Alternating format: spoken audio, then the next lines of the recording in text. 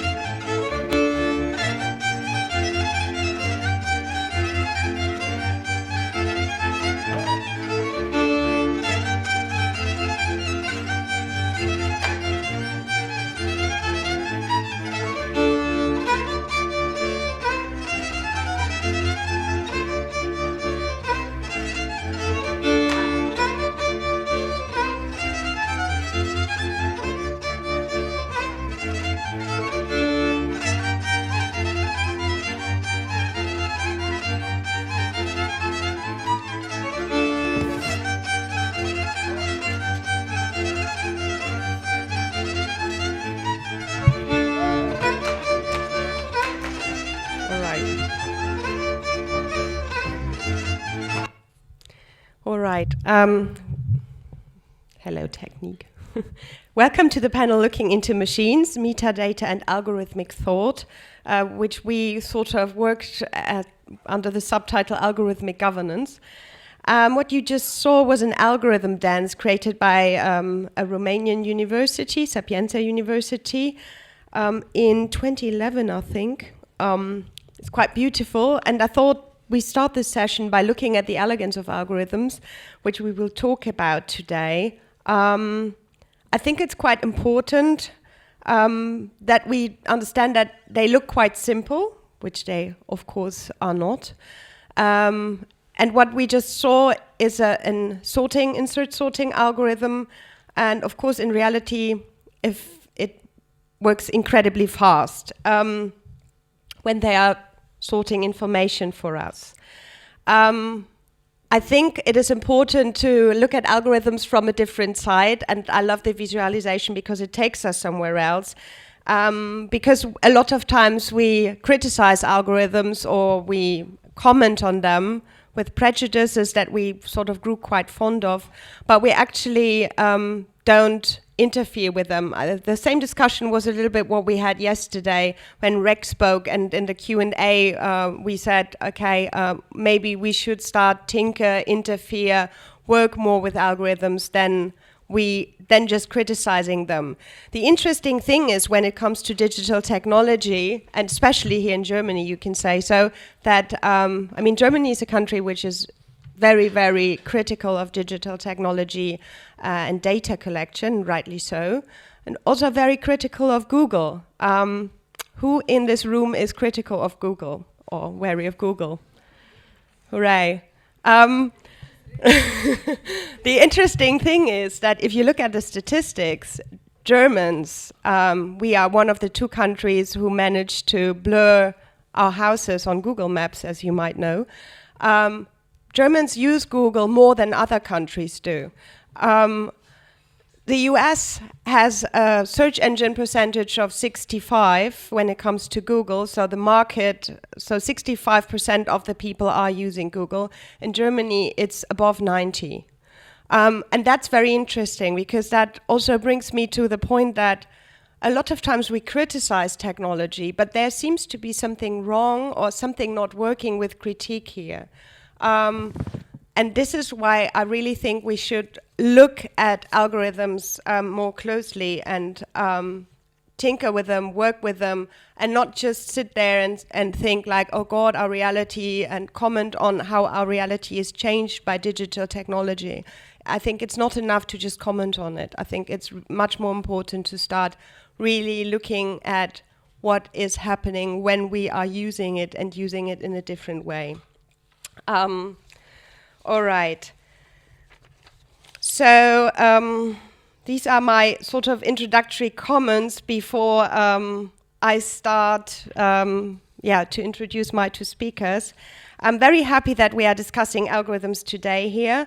I think they are around, they're here to stay, and they definitely are interesting. We generally believe that technology follows an instrumental rationality, and I think the interesting thing, and that's part of what we discuss here, is that this is to be questioned. The interesting thing is we cannot predict the next big thing, and this is a moment where we see that technology is developing in a really interesting way. It is also, I mean, yesterday in the discussion, there seems to be a bit of a notion that the solution for this is to become a programmer. And while I encourage all of you, including me, to tinker more with technology, I don't think it will be as easy as this. There are a lot of programmers out there that know how algorithms work and that have no power. And it's not that we look at the technology and we think, okay, if we can read the source code, understand the code, or even the source code, which we can't, of course, but if we know how to program algorithms, that's the solution. That's where the power is. The interesting thing about technology is that it doesn't work like this. The people that invented the train were not aware of the fact that package tourism was coming out of it. Thomas Cook invented it 1871 when he combined buying a ticket for an event with a train ticket. That's when package tourism started. But the train engineer actually thought he created a train for transporting goods, not for humans. And a lot of times we create a technology and we don't know how it works. I mean, you all know that, you rarely use your phone for using it as a telephone, and the text messaging system was invented, and it was just by chance that they thought, oh, we also have this channel where we can, we can send some written text. Maybe we should just enable it. Why not? But of course, it's a phone. And now chatting and sending text is the most important thing you do.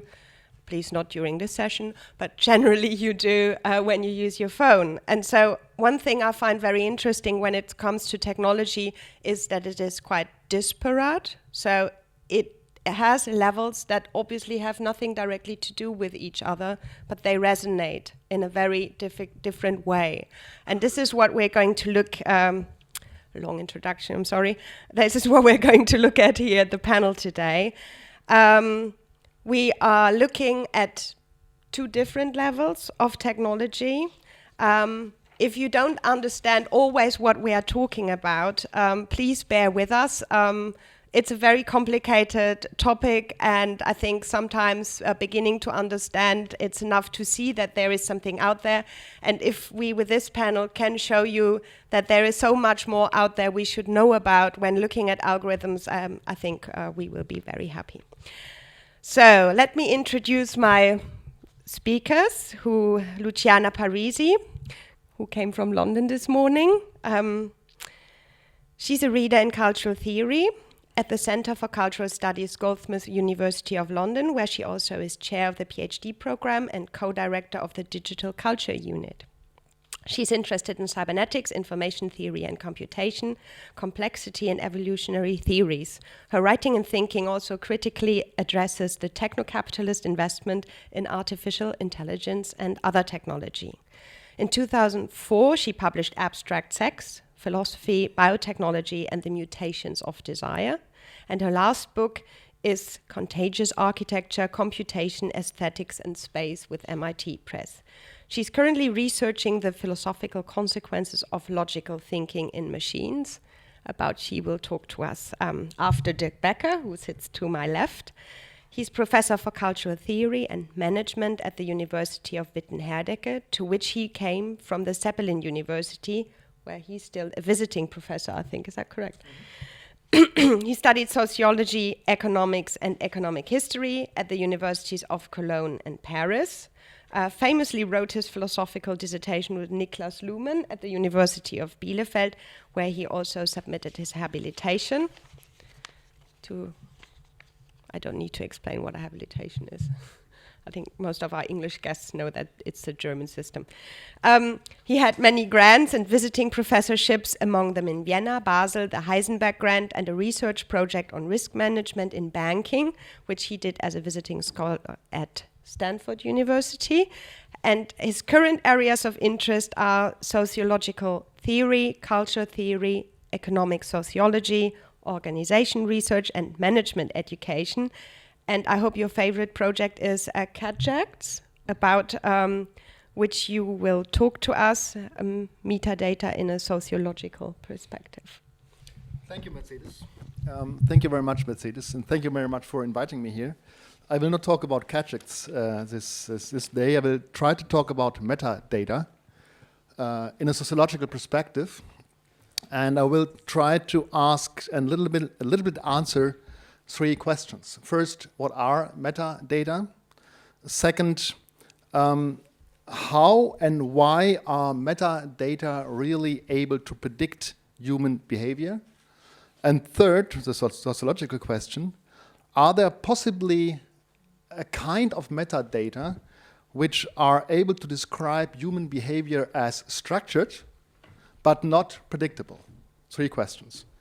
And I will try to ask those questions in a real slow manner, because I'm human.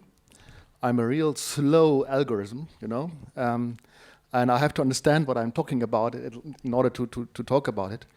Somehow I'm impressed by the technical philosophy done by Bernard Stiegler in France, who said that one of those really interesting things about algorithmic and other computer technologies is the completely different time scale compared to human behavior, human thinking, and even human communication, which is a real fast thing. So we have to deal with different time scales, which is not making it so easy as we would like it to have. So please, the first slide. Thank you. It's a long sentence. You don't have to read it. You can, of course. You can also listen to me. Metadata is a notion introduced by Philip Baecker in '68 in that quoted book. And it's saying that metadata are data about data, describing the links between data, the manner of coding materials into data, and to address those data. So data talking about data. One could, of course, do a little Derridian thing here and say that as soon as you have metadata about data, you start to ask yourself what data are.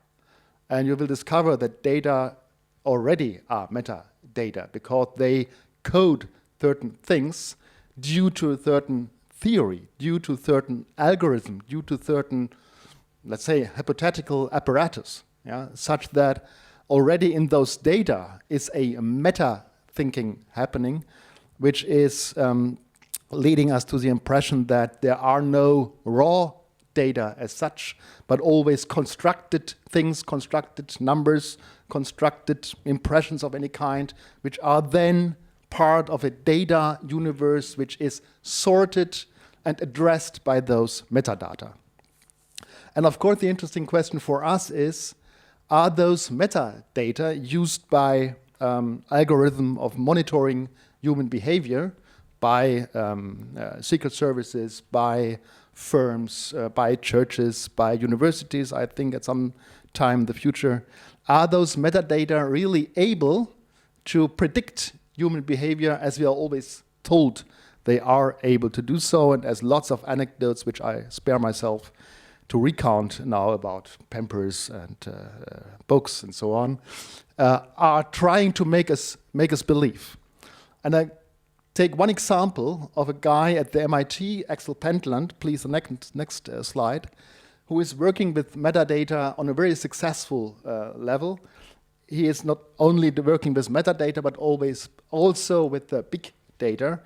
He's one of those who is able to go into a firm of, let's say, 10,000 people and deliver badges to all those 10,000 people and monitor on a daily and hourly and secondly basis their behavior concerning where are they, who do they address, what tone is there or what pitch is their voice having, and how long are they talking in what sequence to whom, and do that for months of a certain survey period, and have those big data collected in order to describe the network of people acting in those firms. So he really knows what he is doing, and he had that nice little equation, which I dare to show you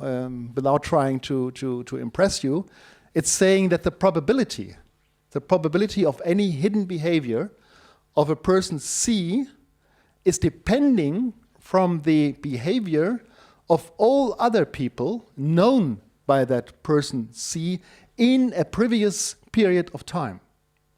So saying that our behavior exactly is what all other behaviors of people around us presented us with in the, let's say, foreseeable past, or in the still remembered past. You are nothing but the consequence of certain consequences taken by others around you. And that's the only one equation he is working with. And he is wonderfully saying, it's called hidden behavior because he's saying the motivation for the behavior is unknown. You only know the behavior itself. I'm not sure that hidden behavior is the right notion here, but he's calling it like that. And the result of that is that he's saying we are able, with our algorithm like that, to predict exactly 40% of human behavior. That leaves 60% open. Yeah. So you know now, due to Axel Pentland, who usually does those experiments, that we are free in our behavior in 60% of our acts. Yeah. But this is good news, I would say. And I'm glad about that. And of course, that's now my point for the next step. Are there kinds of metadata which are able to describe both parts of the behavior, the unpredictable and the predictable? Is there a way of predicting behavior which is open for unpredictability? And of course, I take this a little bit from Luciana Parisi, who introduced in her workings Chaitin's omega, and I started to look. I hope she will talk about that in a minute, or perhaps not. And I tried to introduce that in my sociological thinking in a certain way. Chaitin's omega, she will talk about that, is a number which tells us about algorithms trying to figure out behavior and never coming to a stop, having the so-called halting problem. Any behavior is predictable, which, when there is an algorithm telling how it comes about, and an algorithm which finishes its work in a definite period of time. If you have algorithms never coming to an end of computing, you may have an algorithm, but no prediction. So it's interesting to have an idea about a number called omega by Gregor Chaitin, to have a number which is principally telling us that there is an unpredictability in a nevertheless structured kind of behavior. And now the sociological part of it. I think that it's very worthwhile to look at sociological notions of almost any kind in terms of that metadata discussion. And to say, well, what did sociology do in the last 200 years since Auguste Comte? It always presented us with metadata, meaning with notions, with small theories, with models which do nothing else but collect certain kinds of data. Statistical data, narrative data, inventive data, hermeneutic data, whatever you would like call it data, you can call it as soon as you have metadata describing those data as data. And it's of course it's a completely Darius move to say that sociology, that wonderful big old human science, sociology is talking about metadata and may be used in computer science as a kind of metadata production. I will give you, next slide please, just 4 examples of that in order to first invite you back into sociology, and second, make sure that my argument has a certain basis for it, a certain founding for it. What sociology is doing actually, since Auguste Comte, if not earlier already, is to describe behavior in terms of improbability. Yeah, saying that we never know who is doing what in the very next moment. And why don't we know it? Because the other has a so-called free will. You may know that from philosophical discussions, and you may even have experienced it at this or that time. I'm not sure about that. We are, as individuals, trained and socialized to call ourselves I want, I will, I fear, I be, and so on. And this I is only legitimized by having a free will. And sociology doesn't exactly believe that free will is somehow part of the motivational or desirable psychological apparatus or anthropological apparatus of human beings. But sociology is saying that unpredictability, by calling the other an individual, is produced by society and is happily accepted, luckily accepted by those individuals. And there are certain notions which describe that. For instance, George Herbert Mead, in his wonderful thinkings about role behavior, which is saying, and that's sounding very determinate, it's saying every human being has a role to fulfill. That's 1930s, 1960s sociological stuff. Nobody in sociology believes it anymore in that, let's say, strict kind, but I think it's worthwhile to remind of it, because George Herbert Mead is not saying just that every person has a role to fulfill, meaning a certain function in a certain behavioral setting, but he is also saying that any individual, or better, any human being, has to find its or his or her role in the first place in order to fulfill it. So there is a space of indeterminateness between an individual looking at a situation and the finding of a role for that individual to fit into the situation and to know what a possible behavior in that situation might be.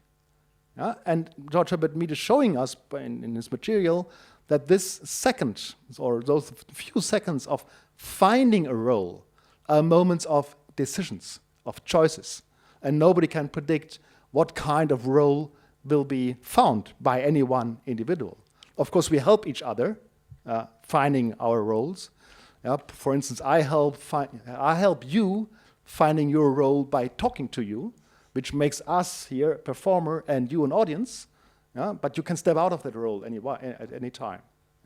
So there is, coming into this room, that second of decision: will you sit there, or will you sit here? How long will you stay?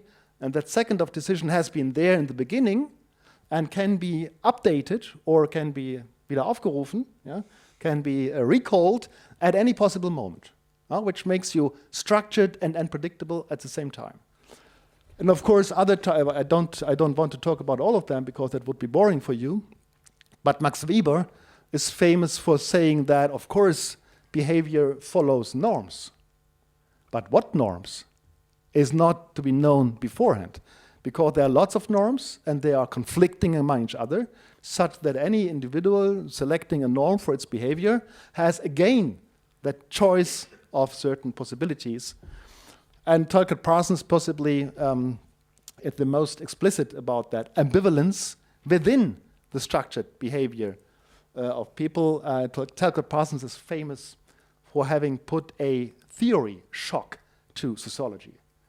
Saying that as soon as Tucker Parsons has written a theory in the 60s and 70s, nobody else tried to do theory in America anymore because it got too complicated. And my idea is the complication comes from that combination of describing unpredictability and structuredness of behavior. And Mary Douglas did a very similar thing in British anthropology, a behavior which has always to select between group orientation, who is with me, we like to call this today a community, and a grid option. Which other group, which other possibilities could I reach being in that group where I am? Which horizon of alternatives do I have in a grid surrounding the group, which could make me leave my group, which is, if you like, Mary Douglas' notion for society. So last slide, please. What we are up to is the question, what kind of metadata, I don't have an answer to that question, of course, what kind of metadata would we use and would we need in order to describe human beings, machine, society interfaces? I'm not trying to tell you that we are behaving like apes with our computers. That's just a nice picture which you can find by Google Images, which I use as well sometimes. I'm trying to tell you that there is lots of unpredictability, lots of choices being able to work at the screens and at the keyboards and at the other interfaces of computers, and that we don't know who is using that computer and what kind, and that is, of course, telling us that the metadata able to do a theory about human behavior towards computer will be a rather difficult thing. You know, perhaps Jared Cohen and Eric Schmidt wrote that book about the new digital revolution. I never know exactly why it's a new one, because I don't know the old one. And they're saying the interesting thing about the introduction of the internet is not us 2 billion people who are using it right now, because we all are rather alphabetized, rather literally minded, rather aufgeklärt, enlightened, and know what to do with keyboards and displays and so on. The interesting thing is what the next 3 billions will do with those computers, entering the web sphere, the blogosphere, and other spheres of digital media, as we did 10 years before. Those 2 other 3 or 4 billions even will present us with an unpredictable behavior and will put us or will confront us with a challenge to come up with sociological or other algorithms describing the possibilities of their behavior. Thank you very much.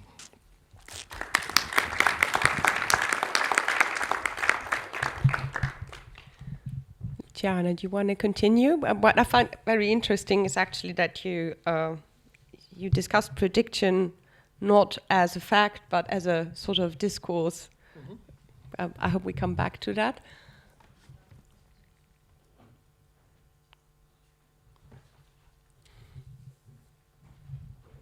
Does it work now? Yeah. Does it work? Yeah. There you go. Hi. Hi, thanks for having me here. Thanks, Fabian and Judith and Annette. You've been very kind to invite me. So, I don't have much time. I don't think I want much light, because so that people can see the slides, please. So I'm going to go straight into it because I don't have much time. So algorithmic thought. First of all, I want to specify that algorithmic thought cannot be simply defined as a step-by-step procedure of calculation or instructions to be encoded, programmed, and executed. The fundamental quality of algorithmic thought for me rather involves the synthesis between inferential thinking or logic and control, which I intend as the statistical prediction or the structuring of indeterminacy. This synthesis for me corresponds to a historical concretization of thinking in machines, which started during and after the Second World War, with Alan Turing's efforts to devise a mechanism for the formalization of logic and Norbert Wiener's formalization of feedback control in terms of prediction. However, since the invention of the Turing machine, the automation of thinking has adapted new logical methods and has evolved from deductive to extra-deductive inferential reasoning, which now include inductive or data-driven thinking linked to existing facts, or abductive or hypothetical logic. Truths are inferred not only from set premises, but from the external specificity of data through heuristics, rule of thumbs, and trial and error, and from hypothetical explanation. Is X or Y a better explanation of A? Similarly, the historical concretization of thinking in machines has seen the development of statistical methods of feedback control, the role of self-regulatory functions for prediction, or what is called the structural ordering of randomness, here intended as an uncompressible amount of information. Control now coincides with statistical prediction involving the probability calculation of unstructured information. As physicist James Crutchfield, who actually answers back to Chaitin Omega, interestingly, we can have that discussion if you want, has recently argued, prediction is central to the emerging function of computation. Prediction can be defined as the probabilistic quantification of randomness, as the emergence of nested algorithmic functions from underlying data structures. In other words, prediction explains complexity, not as the emergence of chaotic behavior or indeterminacy. Instead, complexity precisely corresponds to less randomness and more probability. Okay, so the historical synthesis of between inference and control, which I define as algorithmic thought, does require us to address the specificity of a computational evolution, i.e. the concretization of a computational strata, able to mediate sociality whilst maintaining no resemblance with physical and biological complexities. To briefly clarify, complexity refers to distinct measuring of randomness in distinct systems. So, for instance, randomness in physics, as we all know, defines the tendency of a physical system to move from less ordered state, from more to less ordered states, such as heat. In biology, instead, randomness is central to the structuring of biological organisms. In computation, and again I'm drawing from James Crutchfield, and especially a text that he wrote which is called Emergent Computation, he says that complexity is not a measure of randomness or uncertainty, i.e. indeterminacy, but actually of prediction. The structuring of information in computational processing requires a deterministic ordering of unpredictability in space. Crutchfield argues that cellular automata, for instance, grow patterns from patterns through the coordinated behavior of genetic algorithms, whose collective capacity to evolve new functions explains how complexity corresponds not to less, but to more structure. So complexity is about structuring and ordering, and the unfolding of randomness within structure, and not the emergence of indeterminacy. And that's a point that sets us straight away in contrast, interestingly. Okay. So to recap, we need to address algorithmic thought in terms of the equation inference plus control, i.e. The extra logic of algorithmic prediction and the statistical determination of randomness in machines.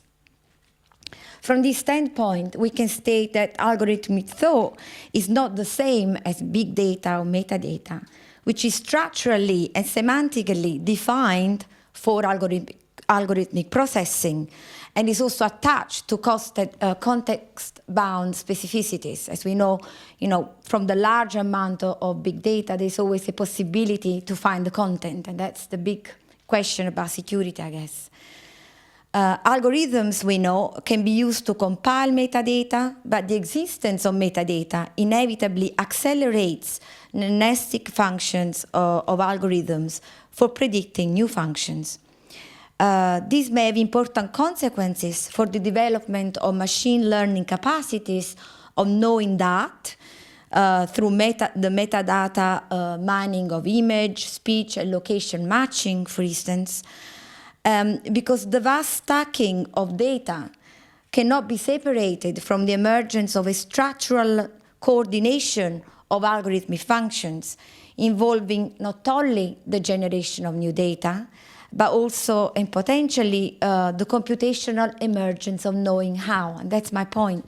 How from metadata, the relation between metadata and algorithms or structural algorithmic function is similar to the relation between knowing that and knowing how. And movies, in kind of popular culture, we know movies such as Her or Ex Machina lately have argued exactly this point of how from vast, large bulks, stack of information, intelligence or rule-governed intelligence can emerge. So, for me, the tendency of algorithmic thought is specifically the one that leads or tends to evolve computational capacities on knowing how. I abstracted the meaning of rule-governed social behavior by extending possibilities on knowing that through the infinite collection of bulk data to determine relations between what we know and what we don't know. So my question is, with this preamble, really my question is, how can this ontological vision help us to revisit the critique of algorithmic governance and to develop a politics of machines through key concepts such as automation, alienation, and general artificial thinking?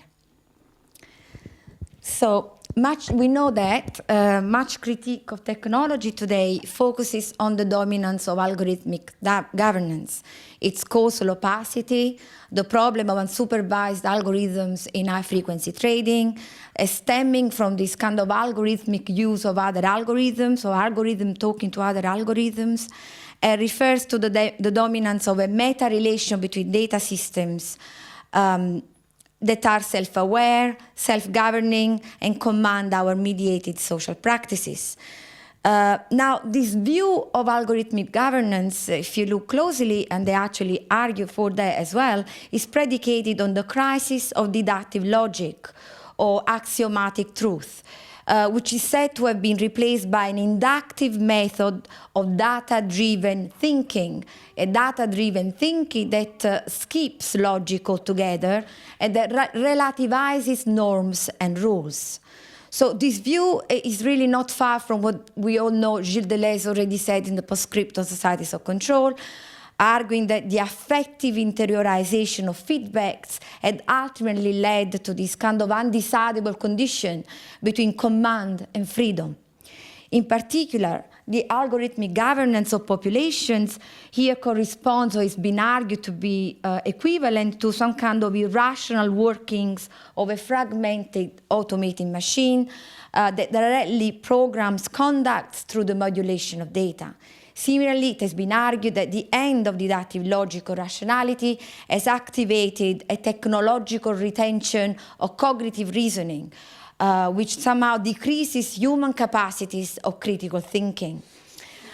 What we are left with when we follow this kind of critique is a political impasse. We are no longer able to discern reasoning, i.e. critical thinking, from mere understanding, which is the mere classification or collection, taxonomy that algorithms do of data. So we are thus faced with some kind of paradoxical knot. Sorry, this is what this number is. Where political tactics of decentralization parasite upon the rhizomatic ecology of capitalism, and the other way around, a sort of coevolution between power and politics. We are all familiar that this kind of debate about this paradoxical condition is argued against or is claimed for an anti-formal praxis, some kind of political practices based on horizontalism, precariousness, direct action, anti-logocentrism.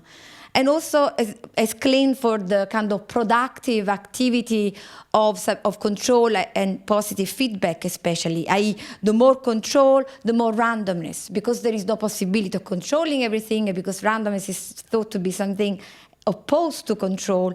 Therefore, by pushing control or being within control, instabilities can be increased, imperceptible glitches can be produced, viral reversibility can be put in action. The same argument about this kind of politics, anti-formal praxis politics, has also argued against what has been recognized to be the ecological quality of neoliberal governance, whose mode of organization is affective contagion, the capture of percepts, affects, the modulation of feeling by feeling. But I think that the fallacy of this paradoxical scenario, especially post-2008 financial crisis and the rise of the regime of austerity, seems to make possible to us to ask another question. Is it possible, what could be the potential or the political potential of algorithmic thought? So instead of starting from a formal logic or just from parasitical tactics, I would suggest we could start from pragmatism. Sorry. Okay, so from pragmatism, which is comes from from the American tradition, really. Logic is first of all embedded in material and social practices, but emerges from their inferential processing, which requires some kind of elaboration from knowing that to knowing how, i.e. the conceptual processing or the conceptual laboring through these practices to determine, construct, and revise rules, axioms, and truths. So logic for pragmatism stems from material practices, the development of discursive commitments whose meanings outstrip what we intend and what we are aware of. So it's nothing to do with an intentional individual subjective meaning. To unfold the meaning of material practices, therefore, one has to act upon what has happened, develop some kind of retrospective effort to reconstruct the reasoning embedded within these material practices or through the discursive commitments that we go through. So this pragmaticist approach to thinking allows me to bring forward one first level of clarification, an epistemological clarification about what it means for algorithmic thought to be about control and inference. I.e., epistemologically, control is not opposed to freedom, but is opposed to indeterminacy.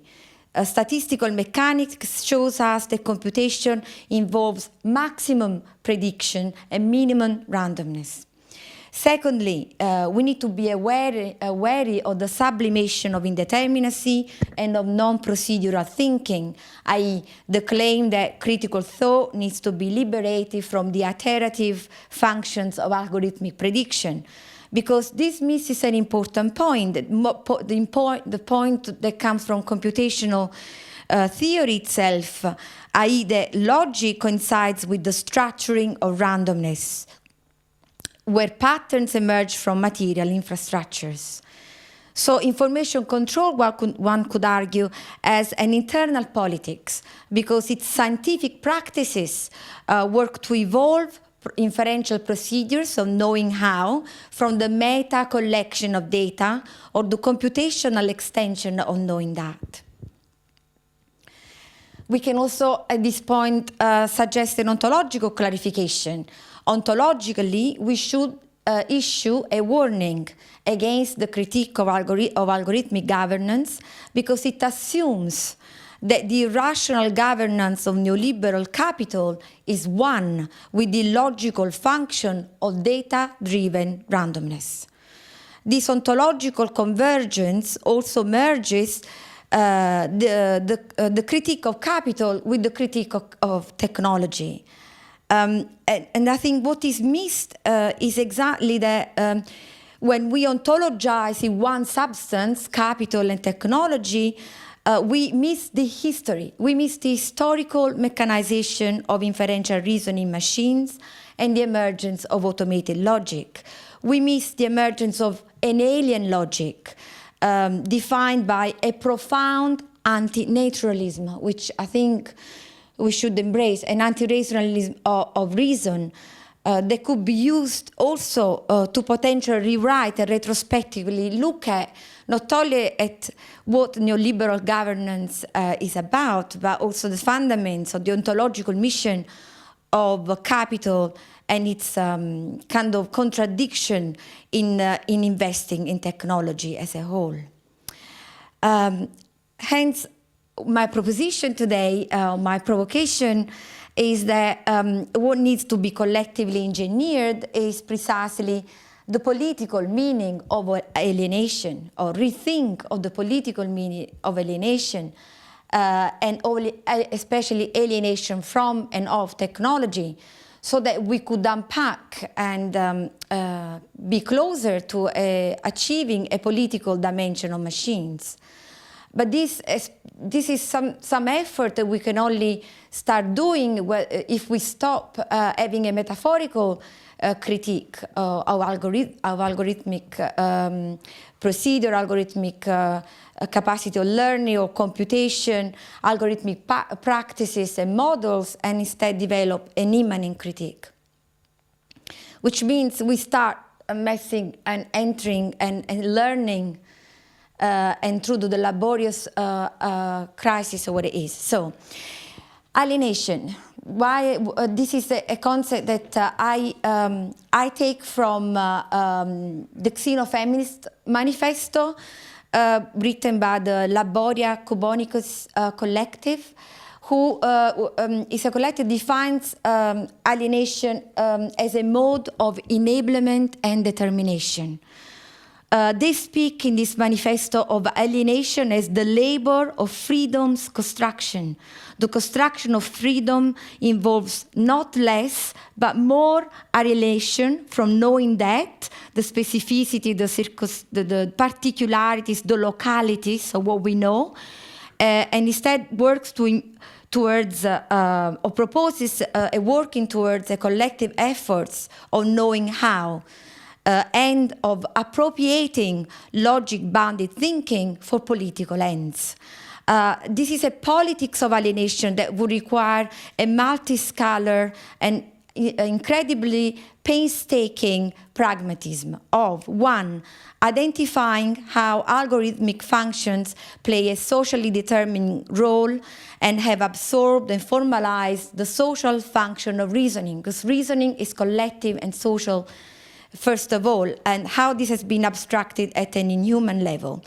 Repurposing algorithmic functions towards the expansion of non-deductive reasoning defined not by the end of truth and the emergence of unpredictability, but the collective labor towards truth revision, the engineering of new levels of order, using exactly the computational structuring of prediction, of indeterminacy or prediction.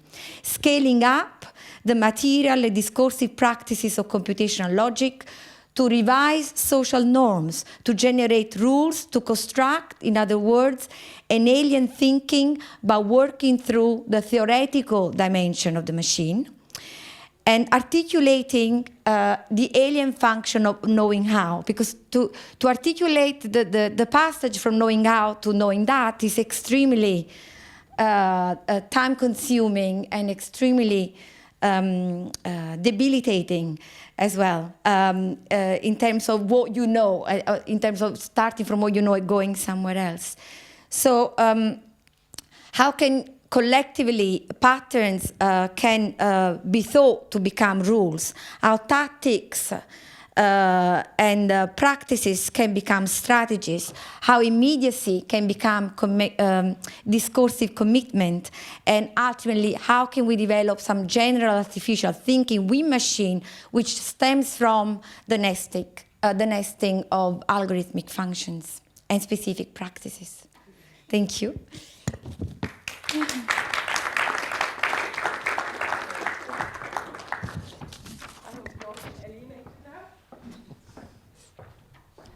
Shall I take this off? Just leave it on. Yeah.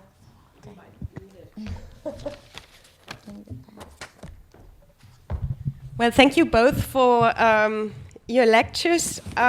What I really liked, and where I think you have the same gestures, that you your notion of technology in both of your talks is that it is different from what we normally call capitalism. And I think yesterday, you were both not there, but for those who've been yesterday at the lecture, that was something that I was asking myself. When we criticize technology, a lot of times we don't differentiate it from capitalism. It becomes the same. And what I found really interesting in your talk and also in the proposal is that you criticize capitalism, but you use technology for criticizing it. And that I found really interesting. Also that knowing how and knowing that comes back and takes such a strong notion. And I was wondering, because you were mentioning it relating to metadata, if you could explain that again. How do you see that link? And if you then maybe comment on it. And then Yes. please prepare your questions, okay, in the meantime. The question is between metadata capitalism or Knowing how, knowing that. Knowing that, sorry. Yes, because metadata is a way to knowing that is a specific way of knowing. You know, despite there is an argument that is not context specific.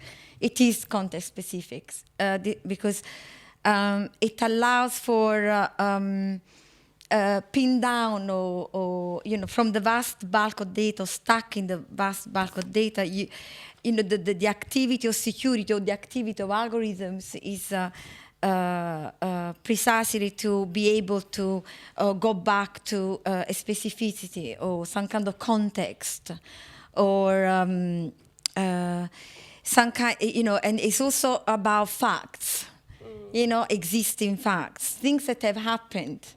And the generative capacity of the metadata, I think, needs to be ascribed to algorithms because so I see a difference between data, metadata, and algorithms. And actually, I was reading an article that was arguing about against the fact that we, in critical theory or whatever, sociology or humanities, or social scientists, we don't think of metadata as raw data.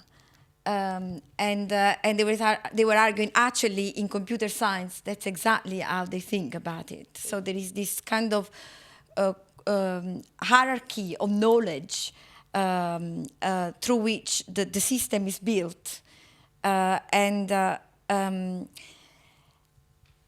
so the knowing how has to do with, at least the tendency, because obviously there is many arguments, especially that I am having, with people working between computation and reasoning. The difference between computation and reasoning, and obviously the idea that algorithmic thinking is not reasoning, because knowing how is about the capacity of not breaking down the rule into its components. It's knowing how it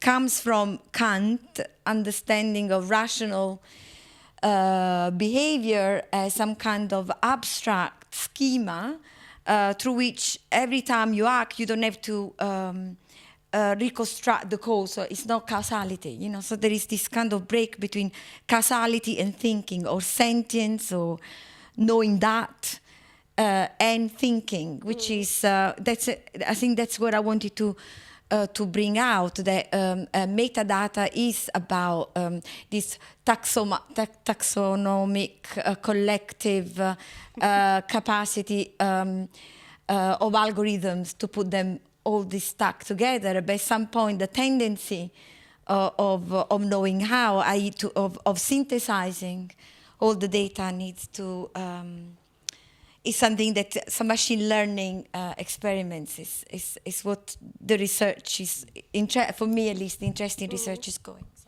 So sorry, there was a long... Yeah, I agree, and that's why I quoted Philip Baker from the early computer science, who knew that metadata are structuring other data and are not raw material. Yeah. I think to take up this idea about knowing how to knowing that, I would like to point to one, for me, very interesting aspect of your talk, which is the difference between affectivity and reason. Yeah, reason is, of course, one of those most famous notions of modern society we can delve in. Yeah, and possibly that modern society comes to land with electricity and computers and so on, and maybe that prominent role of reason is indeed fading away. Bruno Latour, for instance, is saying. And an idea, I know that this is provocative for you, but a possible substitute for it in terms of algorithmic control is indeed affectivity. Yeah, if you look at the talk you have tomorrow in your program, one from the group of Picard, Effective Computing from the MIT. Yeah. If you look the immense work which is going into effective computing, describing man-machine interfaces in terms of affectivity, of course on the side of human beings, not on the side of the computers. Yeah? Yes. Not yet. Not yet. Yeah? That's interesting for me as a sociologist, because why seem we to be more predictable and more fashionable and so on, more attractive to computers using the affectivity dimension? Yeah? Why are we like aus der Hand fressen, liking our computers as soon as they talk to us in an effective way? We have in the exhibition above those wonderful examples about Jibo, yeah, and real eyes tracking and so on, really worth looking at, which is exactly done on that level. And my question would be, should we look, I don't know whether in terms of neoliberal capitalism, I don't know what that is, should we look in terms of societal thinking more at affectivity as a kind of connecting people among each others, using machines in order to ensure that connection, or in order to make run that connectivity, as I may say? Yeah? Yes. Yeah. Can I answer? Yeah. Right. Okay. The idea of affective computing, I think there is one thing that affect, if it works, is because there is nothing that is immediately accessible to us. So it doesn't work because we just have a level that there is some kind of affectivity and then there is reason. Reason is already embedded within affectivity. I mean, that's the point that Kant was making, is that the sensible manifold is the first level of thinking. So it's not this false, this is a false dichotomy, affectivity versus reason. Where is not a false and is critically important is that there has been a lot of work that has argued against logic and against technology, using the idea of against reason and for affectivity, and has looked at or has used technology as a way to challenge this. Say technology is more effective, interactive, is immediate, is based on intuition. But what that misses is exactly that intelligence. First of all, intelligence, also awareness, which is sensitivity.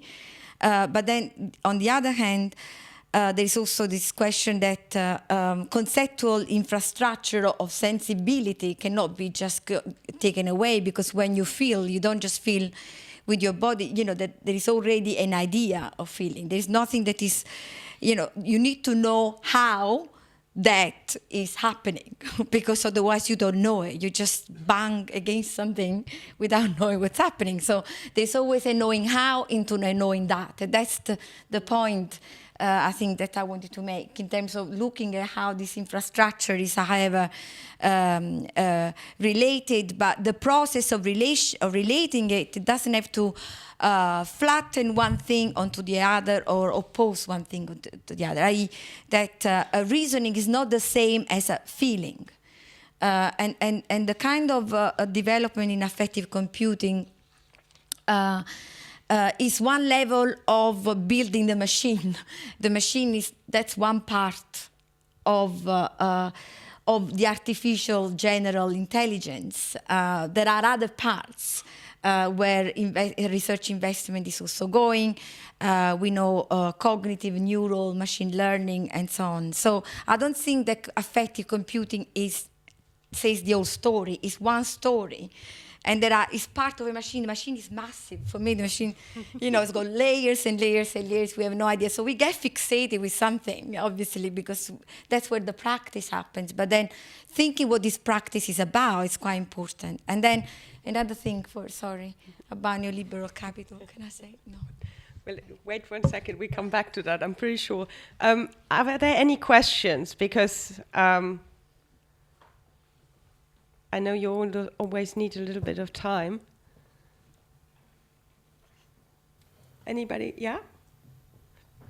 Wait, just 1 second. I'm going to bring the microphone. Who's it?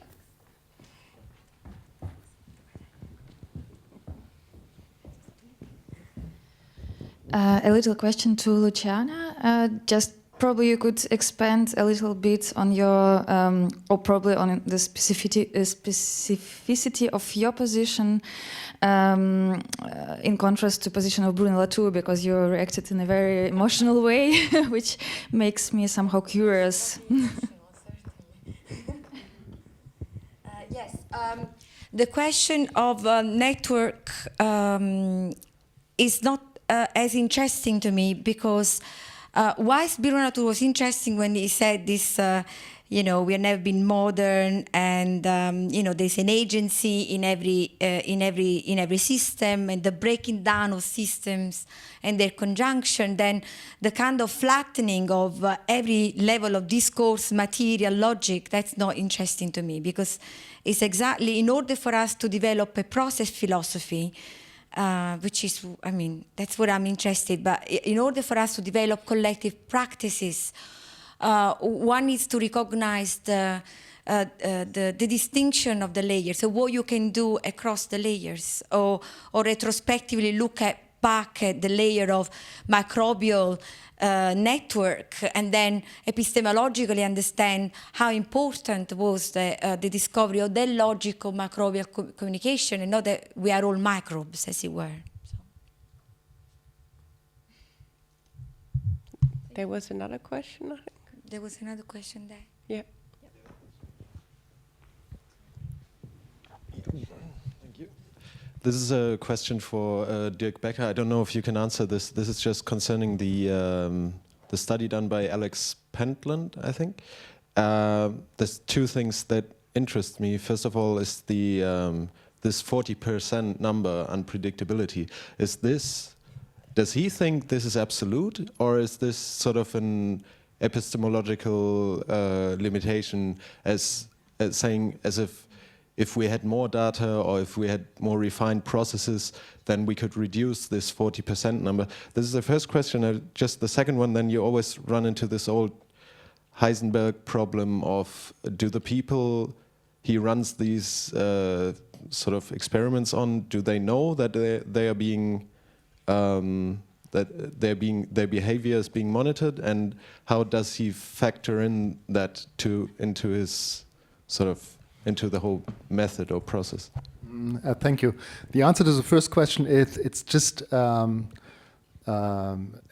result of previous experiments that he was able to predict 40%, and that there is this rest of 60% unpredictability. He's not doing any epistemological or anthropological generalizing out of that. He is even not saying that, let's say, a better framing of behavior or more force applied to employees or so on would turn that into some higher number of predictability. He's just looking at what he did the last 10 years or so and saying, well, we succeeded in doing a prediction of 40% of behavior.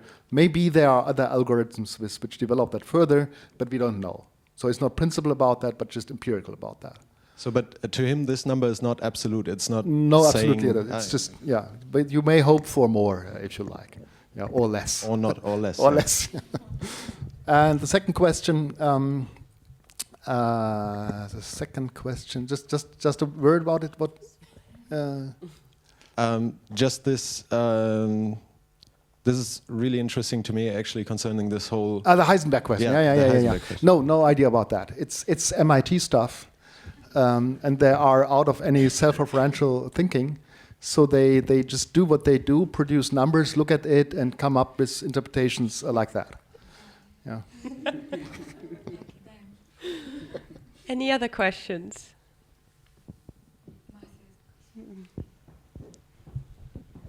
Thanks. I'm interested in the way in which knowing how becomes knowing that in the trajectory of prediction. Yeah. So at what points do these kinds of knowledge tip one into the other? There is, theoretical there is a distinction, but then we have to see how, in terms of algorithm, when does when does the hit, and that was the part of the critical automation theory project. Exactly that, to find out, to break down and look at the patterns and in high frequency trading or in sound use of data and algorithms. Was exactly that, to see at what point there is this kind of transformation, and it's possible the transformation. Of course, there are categories. So there is decision making. So we thought the decision making was a way that decision making without causality or without direct causality, or a level above causality, because knowing how, there is two levels, two traditional knowing how. The one you were talking about, that is more, I guess that is more to do with bodies. And knowing how that has to do instead with elaboration or conceptual thinking, or unpacking conceptual thinking from within the data. And whether that's, when that happens is to be found out. So theoretical, there is a discussion about when patterns become rules, or where norms become socially elaborated and accepted, where statement enter agreement. So there is some kind of verbal, logical process by which some kind of immanence of experience becomes discursive and then becomes truth, and then can become unpacked again if something in the next stage. So there is this kind of hierarchy, as it were, of processing. But at the level of data, metadata, algorithms, it needs to be looked at, But obviously we know that the tendency of machine learning is still very much pattern making and pattern emergence or pattern function.